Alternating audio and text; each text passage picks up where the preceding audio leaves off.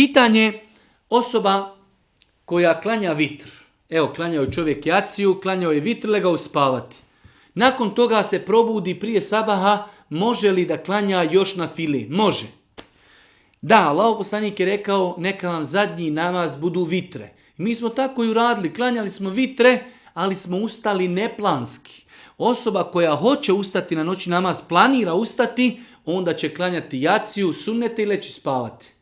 Neće klanjati vitre, pa će klanjati noćni namaz koliko hoće, 2, 4, 6, 8, pa će završiti s vitrama. Što znači, vjernik treba da mu zadnji namaz budu vitr.